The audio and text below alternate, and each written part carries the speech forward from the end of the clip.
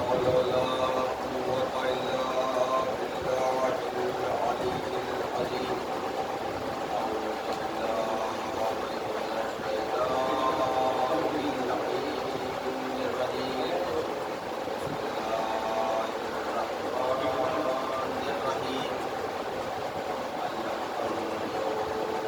الحمد لله الذي هدانا لهذا وما كنا لنهتدي لولا أن هدانا الله.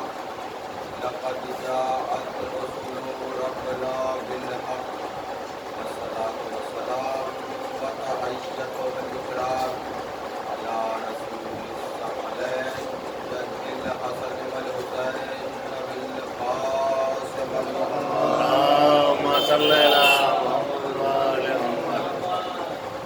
وعلى الطيبين الطاهرين المعصومين المظلومين ولعنة الله إلى أعدائهم أجمعين من يومنا هذا إلى قيام يوم الدين. أما بعد فقد قال الله تعالى في كتابه المبين وهو أصدق الصادقين وهو قوله الحق. بسم الله الرحمن الرحيم. آمين واتقى للدين حنيفا فطرة الله التي فطر الناس عليها لا تبديل لخلق الله ذلك الدين القيم ولا أكثر الناس لا يعلمون. صلوات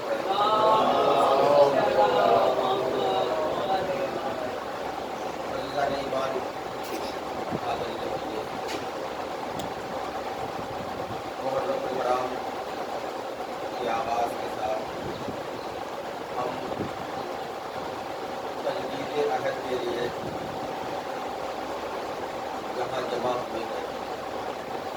اور یہ تجدید عہد ہے کیا؟ یہ کہ ہمارا وعدہ ہے کہ ہم جب تک زندہ رہیں گے حسین کا غم بناتے رہیں گے. جس طریقے سے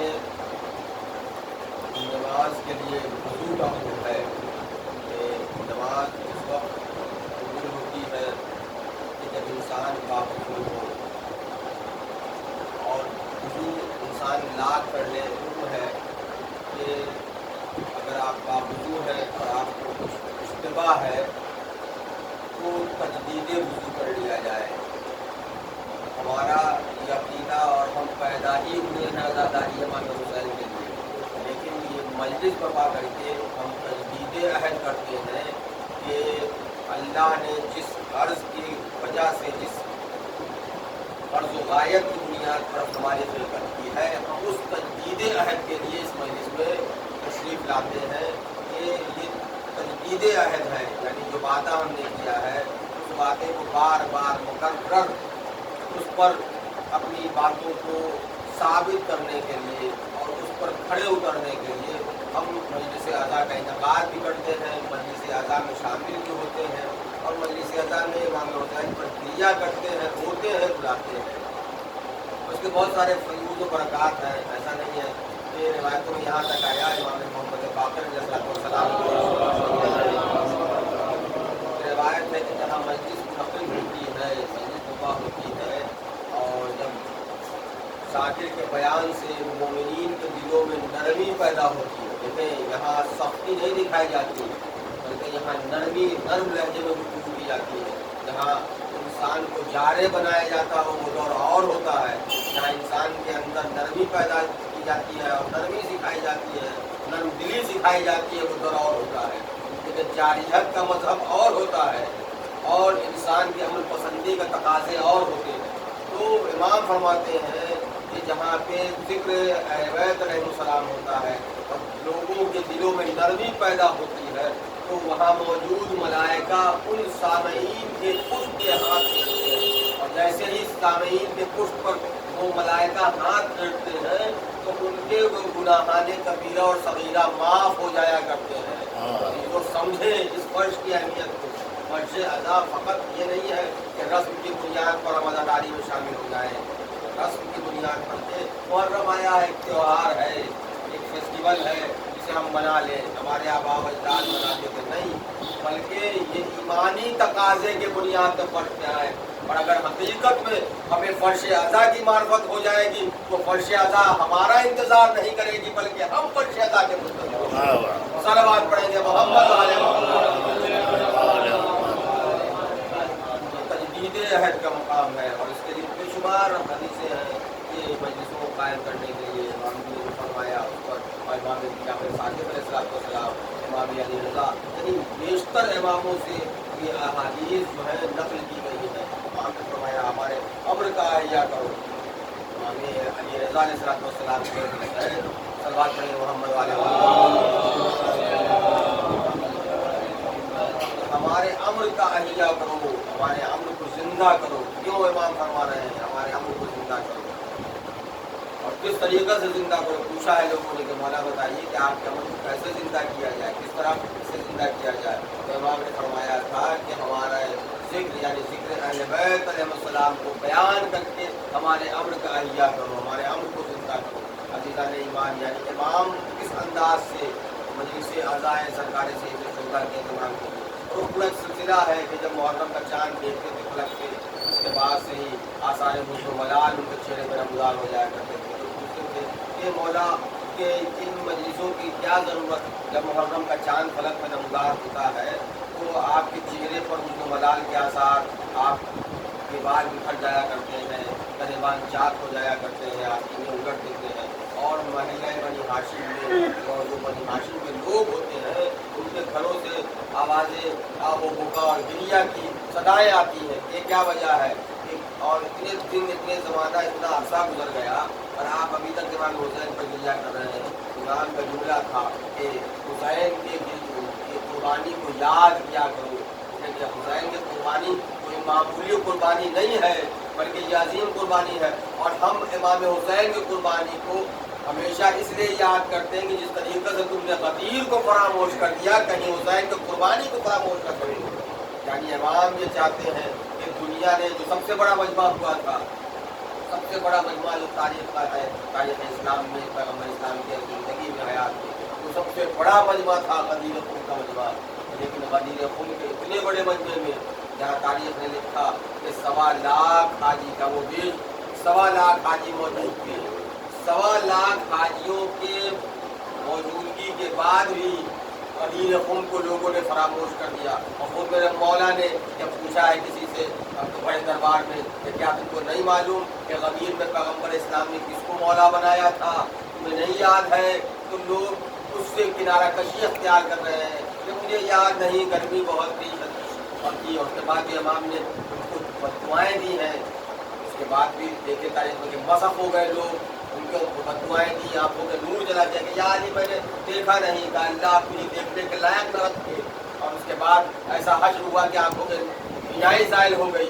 यानी इमाम ने पूछा, इतने बड़े मजमे के बावजूद भी, जहाँ पे हाजियों का मजमा था, उसके बावजूद भी ये देखे करम, आज़ादारी इमाम हुसैन और कुर्बानी इमाम हुसैन का करम कितना बड़ा है। अल्लाह इस जिक्र को कैसे बाकी रखना चाहता है। देखिए 1,24,000 से ज़्यादा का मजमा, जो 1.25 लाख हाजियों का मजमा था, उन हाजियों के मजमे के बावजूद भी गदीर की तारीख, जबकि बहुत सारे सहाबा किराम ने गदीर की रिवायत को नकल किया है, लिखा है लोगों ने, लेकिन उसको महव किया गया, ज़हनों से मुंतकिल करने की कोशिश की गई। क्यों?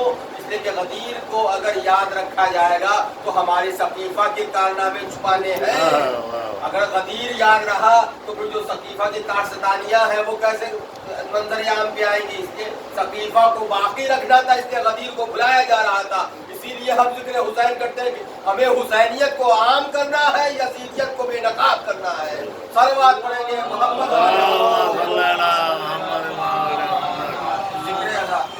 इतने बड़े मजमे के बावजूद गदीर को फरामोश किया जा रहा है, बुलाया जा रहा है। इतने बड़े मजमे में और हाजियों का मजमा है, लेकिन उसके बाद कितने दिनों के बाद ही गदीर को फरामोश कर दिया गया। लेकिन आप देखें तो करबला का मोजज़ा, ये करबला का अजीम मोजज़ा है کہ دشمنوں کے مجمع کے باوجود جہاں صرف اور صرف دشمن تھے، جہاں صرف اور صرف لشکر کفار نہیں کہیں گے ہم اس کو، یہ کہ وہ لشکر مسلمان جو قتل حسین پر آمادہ ہو جائے وہ مسلمانوں کا لشکر نہیں ہو سکتا، کافروں کا لشکر ہو سکتا ہے. اور جب ویسے بھی کی گئی ہے، لوگوں نے جب کہا ہے کہ یزید پر کو آپ برا نہ کہیں، نعوذ باللہ معاذ اللہ، جو کہتے ہیں لوگ کہ یزید کو برا نہ کہیں. آپ یہ دیکھیں کہ یزید کے حامی بھی کچھ لوگ ایسے ہیں جو پیدا ہو رہے ہیں، جو کہتے ہیں کہ یزید کو برا نہ کہا جائے. ارے ہو سکتا ہے کہ اللہ اس کے گناہوں کو معاف کر دے. سوال کرتے لوگ کہ اللہ تو بڑا رحیم و کریم ہے، اللہ ہو سکتا ہے کہ اللہ یزید کے گناہوں کو معاف کر دے. تو میں ان سے یہ کہتا ہوں پھر آپ شیطان کو بھی برا نہ کہیں، ہو سکتا ہے اللہ شیطان کو بھی معاف کر دے. اگر اللہ شیطان کو معاف نہیں کر سکتا تو یہ سب سے بڑا شیطان جو وقت کا شیطان تھا یزید نہیں، اسے بھی اللہ معاف نہیں کر سکتا.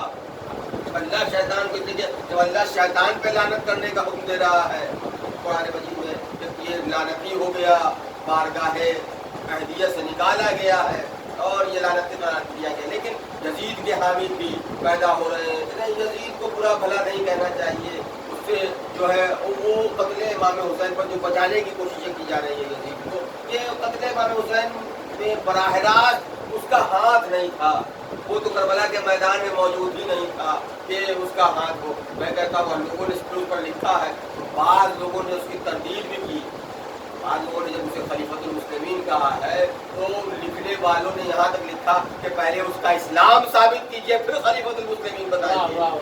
لیکن پہلے یزید کا اسلام تو ثابت کر دیجئے کہ وہ مسلمان تھا، جو حسین کے مقابلے میں آ جائے، جو امام حسین یعنی نواسہ رسول کے مقابلے میں، میں یہ کہوں کہ جو سالم ایمان کے مقابلے میں چلا آئے وہ کبھی بھی مسلمان نہیں ہو سکتا. اور اس کے بعد انہوں نے لکھا ہے لوگوں نے کہ اگر یزید کی غلطی نہیں تھی اور یہ ابن زیاد کی کارستانیاں تھیں جو کربلا کے میدان میں امام حسین کو شہید کیا گیا، تو پھر یہ کیسے ممکن ہے کہ یزید کے دربار میں حسین کا کٹا ہوا سر جائے اور یزید اس کٹے ہوئے سر کے ساتھ بے ادبی کر کے کہے کہاں ہے میرے بدروحق کے مقتولین، اگر وہ آج ہوتے تو بہت خوش ہوتے. یہ جملہ بتا رہا ہے کہ پورا کا پورا ہاتھ یزید لعین کا تھا اور آپ یزید کو بچانے کی کوشش میں اپنی دنیا بھی خراب کر رہے ہیں، اپنی آخرت بھی خراب کر رہے ہیں، اور آپ اپنا شجرہ بتا رہے ہیں کہ ہمارا شجرہ حسینیوں سے نہیں ملتا، یزیدیوں سے ملتا ہے. صلوات پڑھیں محمد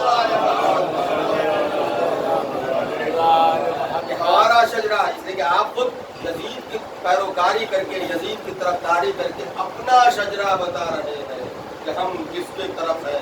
اور ہم تو دعا ہی کرتے ہیں، میں بارہا مجلسوں میں کرتا ہوں کہ اگر آپ یزید کی طرفداری کرتے ہیں تو آئیے ہم دعا کر لیں پروردگار ہمارا حشر امام حسین اور ان کے چاہنے والوں کے ساتھ ہو، اور جو یزید کے پیروکار ہیں اللہ ان کا حشر یزید ان کے چاہنے والوں کے ساتھ کرے. یہی دعا کر لیں کم سے کم. اور یہی دعا یہ کہ ہم حسین کے ماننے والے ہیں نا، ہم جانتے ہیں کہ حسین نے جو قربانی پیش کی ہے، جو دنیا والوں کو اس انداز سے عطا کرتا ہے، اس انداز سے. تو وہی عرض کر رہا تھا کہ غدیر کو فراموش کیا گیا، لیکن اتنے بڑے مجمع کے باوجود بعد میں لوگوں نے نقل کیا ہے. لیکن کربلا کی تاریخ دیکھیں کہ کربلا میں دشمنوں کا مجمع ہے. لکھنے والے بھی جو مورخین تھے وہ سب اور سب زرخلیب مورخین تھے، یعنی یزید کے خریدے ہوئے.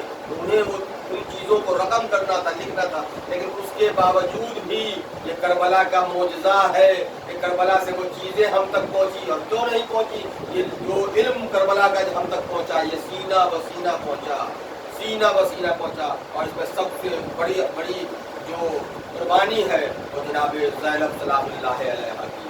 انہوں نے کربلا کے بعد جو چیزیں عام کرنا شروع کی ہیں، چاہے وہ بازار کوفہ ہو، بازار شام ہو، دربار کوفہ ہو یا دربار شام ہو، ان تمام چیزوں کو. اور اس کے بعد یہ حسینی میں مشن بھی تھا اور امام حسین کی دوررس نگاہیں دیکھ بھی رہی تھی کہ کربلا کو کس طریقے سے آباد کرنا ہے. لوگ پوچھتے ہیں یہ کربلا اور ذکر امام حسین کا فائدہ کیا ہے؟ لیکن ذکر امام حسین کا سب سے بڑا فائدہ یہ ہے کہ ذکر امام حسین کے ذریعے سے مظلوم اور ظالم کے درمیان ایک خط فاصل کا فرق ہو جایا کرتا ہے. ایک بڑا فرق ہے، ایک امتیاز قائم ہو جایا کرتا ہے کہ ظالم کون ہے، مظلوم کون ہے، اور ظالم کو ہمیشہ مظلوم کے تذکرے سے ڈر معلوم ہوتا ہے۔ کربلا ہم تک جو پہنچی ہے یہ عظیم قربانی ہے جناب زینب سلام اللہ علیہ کی، اور لوگ یہ کہتے ہیں کہ کربلا ہم تک، اور یہ عظیم معجزہ بھی ہے کربلا کا، عظیم ایک تھوڑا بڑھا ہے آگے کی طرف سے کہ جگہ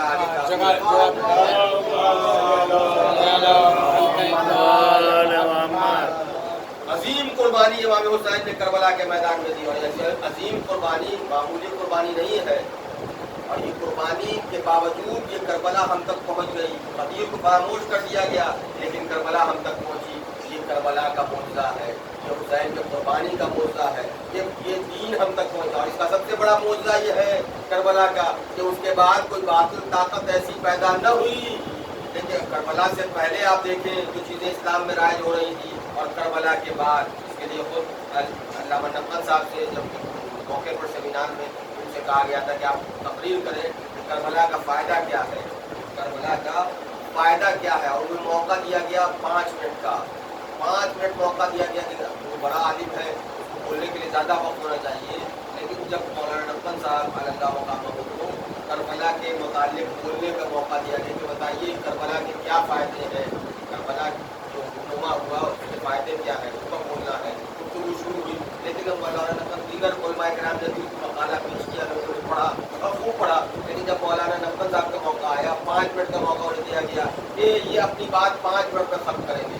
مولانا جب پہنچے ہیں اسٹیج پر اوپر پہ، اور جانے کے بعد انہوں نے گفتگو شروع کی، 4 منٹ تک خطبہ دیتے رہے، 4 منٹ تک خطبہ دیتے رہے کہ 4 منٹ کس انداز سے گزر گئے، یعنی خطبہ میں 4 منٹ میں بتا دیا۔ آپ لوگ محض حیرت ہے کہ اب 1 منٹ میں یہ کربلا کے فائدے کیسے بتائیں گے 1 منٹ میں، لیکن جو عالم ہوتا ہے لیکن وہ اختلاف الگ ہے کہ انہوں نے کیا لکھا اور کیا پڑھا، وہ اختلاف الگ ہے، لیکن عالم کے علم کی قدر ہونی چاہیے۔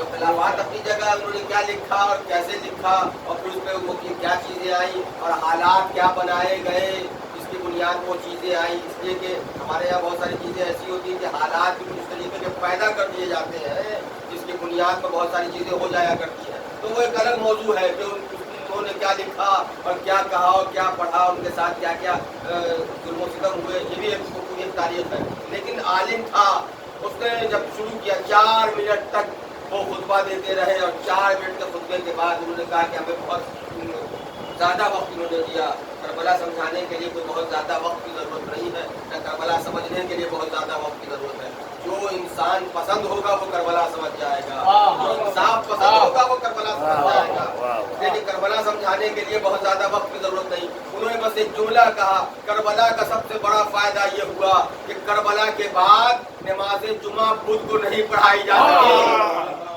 ایک جملے میں پوری تاریخ بتا دی کہ کربلا سے پہلے تو ظالم اور جابر بادشاہوں کو یہ حق حاصل ہو گیا تھا کہ وہ نماز جمعہ بدھ کو پڑھا دے، لیکن یہ کربلا کا سب سے بڑا اعجاز ہے کہ کربلا کے بعد کسی میں اتنی ہمت نہیں ہے کہ وہ نماز جمعہ بدھ کو پڑھا کے دکھا دے، اس لیے کہ کربلا نے انسانوں کے اندر وہ حمیت، وہ غیرت جگا دی ہے کہ اب اگر کوئی ظالم بدھ کے دن نماز جمعہ پڑھانے کے لیے کھڑا ہو جائے تو اسے پیچھے سے مجمع ٹوک دے گا کہ دیکھو آج نماز جمعہ کا دن نہیں بدھ کا دن ہے، وہ کربلا سے پہلے کا دور تھا کہ لوگ خاموشی سے پڑھ گئے، یہ کربلا کا احسان ہے کہ مظلوموں کو آواز مل گئی ہے۔ صلوات پڑھیں محمد والے محمد، کربلا کا بڑا احسان ہے۔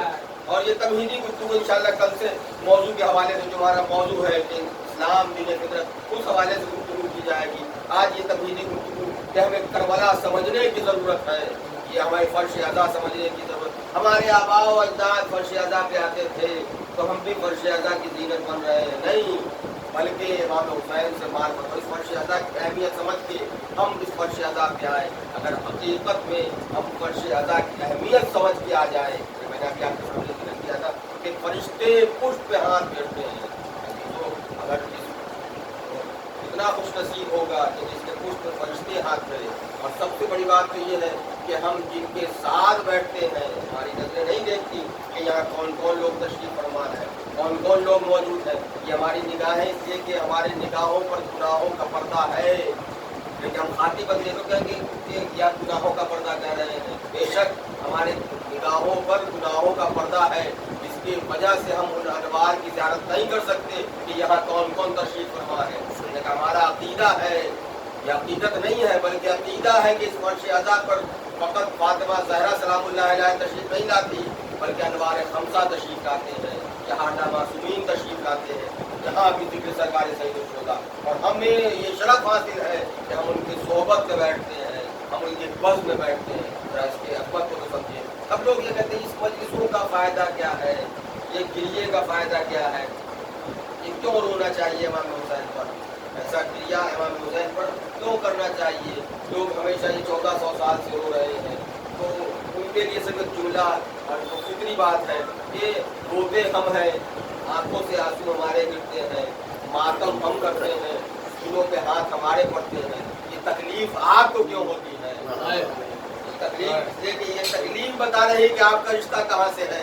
تاریخ نے لکھا یہ تکلیف بتاتی ہے۔ لوگ کہتے ہیں رونا کہاں جائز ہے، رونا نہیں چاہیے۔ کل میں نے عرض کیا تھا نا کہ شہیدوں پہ بالخصوص جو شہید ہو جائے ان پہ گریہ نہیں کیا جانا چاہیے، اس لیے کہ شہید زندہ ہوتا ہے۔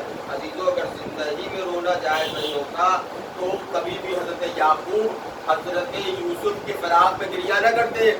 معلوم ہے نا جناب یعقوب کو کہ میرا بیٹا زندہ ہے، اور اس کے بعد گریہ کر رہے ہیں، اتنی گریہ کر رہے ہیں کہ آنکھوں کی بینائی ظاہر ہو گئی۔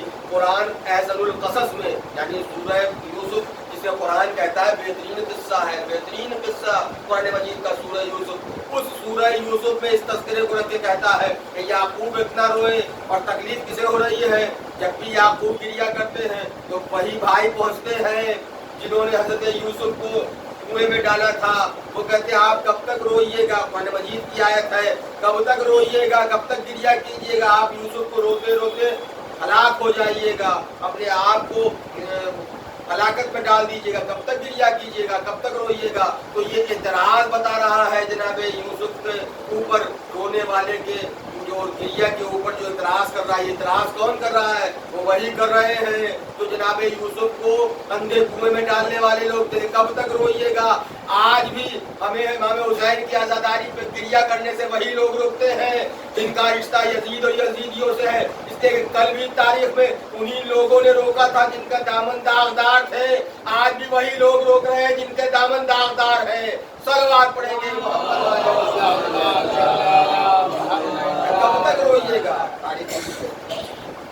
اور قرآن مجید نے لکھا ہے کہ بار بار آگے کہتے تھے وہ جو جناب یوسف کے بھائی تھے جنہوں نے کوئی ڈالا، کب تک گریہ کیجیے گا؟ لوگ کہتے ٹھیک ہے گریہ امام حسین پر آنکھیں نم ہو جاتی ہیں، گریہ کرنے یہ عظیم قربانی ہے۔ یہ ماتم کہاں ہے؟ وہ ماتم بھی قرآن مجید میں موجود ہے۔ اگر ماتم کا تذکرہ دیکھیں گے تو ماتم بھی قرآن مجید میں موجود ہے، اور ماتم قرآن مجید میں ایسے موجود ہے کہ جناب سارا کو جب جناب ابراہیم نے دعا کی کہ مجھے ایک اولاد اللہ اور عطا کرے، جناب اسحاق کی ولادت کی خوشخبری جناب سارا کو سنائی ہے، تو تاریخ نے لکھا اور قرآن مجید میں جملے کہ جناب سارا نے اپنے دونوں ہاتھوں سے سینوں کو پیٹنا شروع کیا کہ یا اللہ میں تو بوڑھی ہو گئی اور مجھے اب اولاد کی بشارت دی جا رہی ہے، یہ کیسے ممکن ہے؟ جناب سارا کہہ رہی ہے عزیزان ایمان، اور تو اور یہ تو زندوں کی بات ہے کہ ایک بوڑھی عورت نے خوشخبری اولاد پہ ماتم کیا، یہ کہاں ہے؟ لیکن عزیزوں تاریخ نے اور قرآن نے پھر سہارا دیا کہ ماتم قرآن مجید میں موجود ہے۔ اور کب موجود ہے؟ کہ تاریخ نے لکھا کہ جب جناب موسیٰ کا واقعہ قرآن مجید میں بے شمار جگہوں میں ملتا ہے کہ جب جناب موسیٰ کی ولادت کی خبر فرعون کو ملی ہے تو اس ولادت سے قبل بھی کہ ایک ایسا بچہ پیدا ہونے والا ہے جو کہ تجھے غرق کرا دے گا اور تیری حکومت کو ختم کر دے گا، تو اس نے پورا ایک سلسلہ شروع کیا۔ وہ طویل گفتگو نہیں کرنے سے کہ میرا وقت تمام ہونے کو ہے، لہٰذا اس لیے سمیٹتے ہوئے سوال پڑھیں گے محمد والے اور سلاد پڑھیں گے محمد والے جناب ان باتوں کو اب سمیٹتے ہوئے کہ بہت طویل گفتگو نہیں کر رہی بلکہ کا مسلسل سلسلہ ہے اور زیادہ پرانی گفتگو نہیں کی جا سکتی۔ سوال پڑھیں گے اور آگے آ جائے تھوڑا سیمنٹ ہے، بہت جگہ ہے آگے میں ہاتھ محمد والے محمد ایمان جناب موسیٰ کی ولادت اللہ نے، اس لیے کہ جب اللہ جسے پیدا کرنا چاہے، جسے رکھنا چاہے، اسے دنیا لاکھ مٹانے کی کوشش کرے. ہمارے ساتھ بھی تو یہی ہے نا، ہم ازاداروں کے ساتھ دنیا والوں نے لاکھ مٹانے کی کوشش کی، لیکن ہم اس وقت بھی زندہ تھے، آج بھی زندہ ہیں اور قیامت تک زندہ رہیں گے. دنیا والے مٹتے جائیں گے، ہم بڑھتے چلے جائیں گے. لیکن یہ غم حسین کا معجزہ ہے، اور ہم نے اپنے آپ کو، اس لیے کہ اگر انسان کو باقی رہنا ہے، جیسے میں مثال دوں کہ اگر آپ ایک گلاس پانی لے لیں اور اسے زمین پر پھینک دیں، ایک گلاس پانی، اس کی کیا حیثیت ہے؟ زمین پر پھینک دیں، اگر زمین خشک ہوگی تو فوراً وہ سوکھ جایا کرے گی.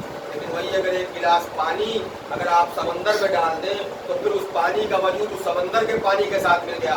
ہم نے بھی اپنے وجود کو امام حسین کے ساتھ ملا کے بتا دیا ہے کہ جب تک نام حسین زندہ رہے گا ہمارا وجود زندہ رہے گا. صلوات پڑھیں گے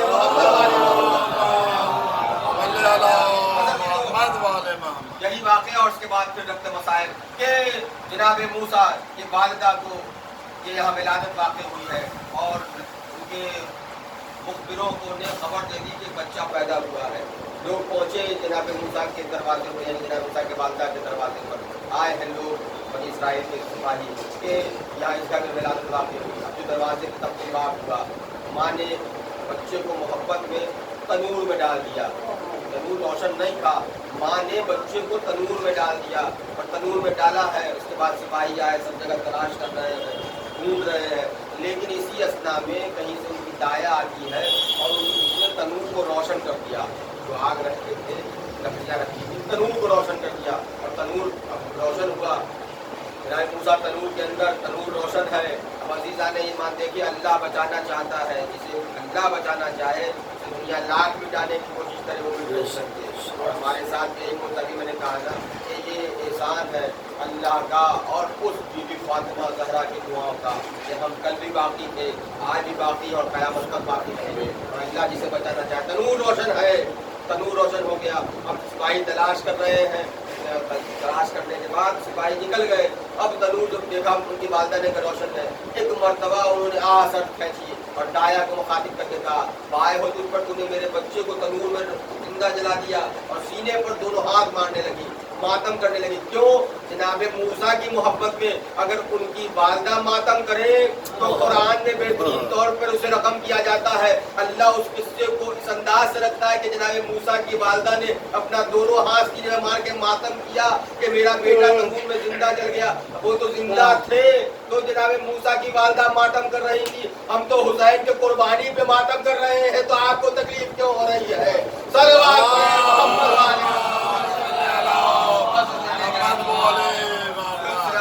اور جو وقت ہمارا ہے وہ اس بات کی اجازت نہیں دیتا کہ اب طویل گفتگو کی جائے. لہٰذا اپنے معروضات کو سمیٹتے ہوئے انشاءاللہ کل سے دین اسلام دین فطرت اس حوالے سے گفتگو ہوگی. اور انشاءاللہ ہم نے جو ساتھ دیا اور ساتھ دیتے رہے ہیں کہ میں آپ کے درمیان مسلسل اس انداز سے گفتگو کرتا ہوں. اور یہ آپ کی اعلیٰ تربیت کہ ہم جیسے خطیب کو جو بالکل کم علم رکھتا ہے، جس کا مطالعہ محدود ہے، اسے اس انداز سے سنتے ہیں. بس انسان ایمان یہ آج دوسری مجلس ہے اور امام حسین کا تذکرہ کرنے کے لیے ہم بیٹھے ہیں. یقینی طور پر جو حسین کی قربانی ہے اس قربانی کو یاد کرنے کے لیے. اور پہلا جملہ جو میں نے اس منبر پہ آنے کے بعد آج کہا کہ تجدید عہد کے لیے ہم تشریف فرما ہوتے ہیں. اور تجدید عہد کے لیے یقینی طور پر یہ تجدید عہد ہے کہ اے بی بی فاطمہ زہرا، آپ نے جو دعا کی تھی کہ پروردگار میرے لال پہ روئے گا کون، تو پیغمبر نے بتایا تھا کہ ایسے لوگ ہوں گے جو تیرے جوانوں کے غم میں آنسو بہائیں گے. جوان جوانوں کو روئیں گے، بچے بچوں کو روئیں گے، عورتیں عورتوں کو روئیں گی. اے فاطمہ زہرا، ہم اس عہد کے پیمان کی خاطر، اس عہد کی وفا کی خاطر یہاں ہیں اور وہ عہد پورا کر رہے ہیں کہ آپ کے لال کا جب بھی سفید رضا بچھائی جاتی ہے، ہم حسین کا غم سننے کے لیے اور حسین کے آنسو بہانے کے لیے. دیکھیے یہ عظیم غم ہے. کربلا صرف اور صرف سننے کی چیز نہیں ہے، بلکہ کربلا محسوس کر لینے کا نام ہے. کربلا آج گھٹتا ہے زبان پہ، نام کربلا بار بار کیوں آ رہا ہے؟ اس لیے کہ آج ہی کی تاریخ ہے کہ حسین کرب و بلا میں باری دوسری محرم کی تاریخ زبان پہ جب سے کربلا بار بار آنا اس بات کی دلیل ہے کہ آج حسینی قافلہ سرحد کربلا میں داخل ہو گیا. تاریخ میں لکھا کہ جب امام کا قافلہ کربلا کے حدود میں داخل ہوا ہے تو امام کے رہبار نے اپنے قدم کو آگے نہیں بڑھایا. لوگ کہتے ہیں کہ حسین جو ہے کربلا ناگہانی دور میں پہنچ گئے تھے. نہیں، یہ تو حسین جان بوجھ کے کربلا آئے، لیکن چہرے پر سے نقاب ہٹانے تھے. آج تک ظالم طاقتیں پہچانی نہیں گئی تھی، آج ان ظالم طاقتوں کو بے نقاب کرنا تھا. اس لیے حسین نے کربلا کا انتخاب کیا. ارے جس کے جانور تک کو یہ تمیز تھی کہ میرا مالک کو کہاں ٹھہرنا ہے، میرے رہبار کو کہاں رکنا ہے، کیا اس سوار کو علم نہیں تھا کہ ہمیں کہاں قیام کرنا ہے؟ یہ تو امام بتانا چاہتے اس زمین کی کہ ہم یہاں ناگہانی طور پہ نہیں آئے، بلکہ یہ پورے ایک منصوبہ بند طریقے سے کربلا پہنچے. اور یہاں پہنچنا صرف ہماری مرضی نہیں ہے، یہ اللہ کی مرضی بھی ہے کہ ہم کربلا پہنچے. اور رہبار نے قدم کو روکا، امام نے دوسرے گھوڑے کو تبدیل کیا، وہ بھی قدم آگے نہیں بڑھاتا. روایتیں کہتی ہیں کہ 7 گھوڑے امام نے تبدیل کیے، پے در پے 7 گھوڑے امام تبدیل کر رہے. اس کے بعد جب رہبار آگے قدم نہیں بڑھاتا تو امام نے کہا یہاں کی کچھ مقامی لوگوں کو بلایا جائے، ان سے دریافت کیا جائے یہ کون سی زمین ہے. اب امام نے دریافت کیا ہے تو کسی نے کہا مولا یہ شط فرات ہے. شاید لوگ بھی جانتے تھے کربلا کے متعلق کہ کربلا کون سی جگہ ہے. امام سے محبت رکھنے والے لوگ تھے، انہوں نے کہا مولا یہ شط فرات ہے، اس کا کوئی اور نام ہے؟ اب اگر مثال کے طور پر یہاں کوئی انسان آ جائے اور کہا جائے کہ آپ کس شہر میں ہیں، اس شہر کا نام کون سا ہے، تو آپ یہی تو کہیں گے مظفر پور ہے. اگر پوچھنے والا یہ پوچھے کہ بتائیے اس کا کوئی اور بھی نام ہے، تو آپ کہیں گے آپ مظفر پور ہے، اس کا کوئی دوسرا نام نہیں ہے. لیکن مولا ان لوگوں سے اقرار لے رہے ہیں کہ دیکھو جو تم بتانا نہیں چاہتے وہ میں جانتا ہوں. جو حسین سمجھ رہے ہیں، کہتے بتاؤ اس کا کوئی اور نام بھی ہے. کہا ہاں مولا اسے نینوا کہتے ہیں. امام نے کہا اس کا کوئی اور نام ہے؟ کہا ہاں اسے شط فرات کہتے ہیں، اسے غازیہ کہتے ہیں، اسے نینوا کہتے ہیں، اسے ماریا کہتے ہیں. امام مسلسل نام پوچھتے جاتے ہیں اور آخر میں جب ایک شخص سے پوچھا کہ بتاؤ اس کا کوئی اور نام بھی ہے تو اس نے سر کو جھکا کے کہا ہاں مولا اسے کربلا بھی کہتے ہیں. اب جو جملہ امام کے انہیں سنا ہے کہ کربلا ہے، یہ اس زمین کا نام. امام گھوڑے سے زمین پہ تشریف لائے ہیں، اس آگ اٹھائی تاریخ سے لکھا. یہ آگ اٹھا کر کے امام نے اس آگ کو سنگا اور کہا ہاں بے شک یہی وہ جگہ ہے جہاں ہم آگ کو نگلتا ہوں گے، یہیں ہماری اولادیں قربان ہوگی، یہیں پہ ہمارے بہنوں کا پردہ ٹوٹا جائے گا، اور یہی ہمارے ہمیشہ ہمیشہ کے لیے آرام گاہ بنے گی. آزادارہ نعمت کربلا امام نے حکم دیا کہ خیمے لگائے جائیں. بس عزیزوں بہت طویل مصائب نہیں پڑھنے، بس 2 جملے. وہ تحقیقیں اور مجلس تمام تاریخ نے لکھا کہ جب امام نے رہبار کو روکا حکم دیا کہ خیمے لگائے جائیں. اب جو خیمے نصب کیے گئے، اماریوں سے بیویاں اترنے لگی. تاریخ کہتی ہے بیویاں اتر کے اپنے خیموں کی طرف جانے لگی. جناب زینب جب اپنی اماری سے اتری ہے، زمین کربلا پہ پہلا قدم رکھا ہے کہ ایک زرد رنگ کا غبار اڑتا ہوا آیا، جناب زینب کے سر پہ آ کر کے تھک گیا. اور جناب زینب کہتی ہے بھیا یہ کیا بات ہے کہ ہم نے زمین کربلا پہ پہلا قدم رکھا، میری طبیعت بے چین ہو گئی. میں کہوں گا بیوی آج آپ کا زمین کربلا پہ پہلا قدم ہے، آپ کو یہ احساس ہو گیا کہ یہ زمین کو یہاں بھی زمین نہیں ہے، آپ کا دل بے چین ہو گیا بیوی. اور یہ جو غبار آیا ہے آپ کے سر پہ، اس لیے کہ تیز ہوا چلی تھی نا، سر سے چادر سرکی تھی، تو یہ غبار آپ کے سر مبارک پہ آ کر کے پردہ کر کے بتا رہا ہے بیوی دیکھو آج یہ زمین ایسی ہے کہ اس زمین پر آپ کا پردہ ٹوٹا جائے گا، لیکن ہم غبار کربلا آپ کے پردے کے حفاظت قرار پا رہے ہیں. بس عزیزان ایمان تاریخ نے لکھا ہے کہ امام نے خیمے نصب کرائے اور اس کے بعد امام نے دریافت کیا کہ یہ زمین یہ ملکیت کس کی ہے. لوگوں نے کہا یہ بنی اسد کی ملکیت ہے. امام نے کہا بنی اسد کے مردوں کو بلایا جائے، ہم یہ زمین خریدنا چاہتے ہیں. دیکھیں حسین اپنی زمین پہ آباد ہونا چاہتے ہیں. تاریخ لکھا کہ بنی اسد کے بہت طویل چیزیں نہیں پڑھنی کہ بنی اسد کے لوگوں کو بلایا اور امام نے ان سے کہا کہ میں یہ زمین خریدنا چاہتا ہوں. لوگوں نے کہا مولا آپ جب تک قیام کرنا چاہیں اس زمین کا قیام کر سکتے. کہا نہیں، اب تو ہمیں یہاں پر ایک طویل عرصے تک محشر تک ہمیں یہاں قیام کرنا ہے اور اس کربلا کو آباد کرنا ہے، ہمیں یہاں قیام کرنا ہے. میں یہ چاہتا ہوں کہ زمین ہمارے نام لکھ دو اور اس کی قیمت ہم ادا کر دیں. الغرض 80,000 درہم دینار کی بات روایتیں کہتی ہیں، بعض روایتیں 80,000 درہم سے مولا نے یہ زمین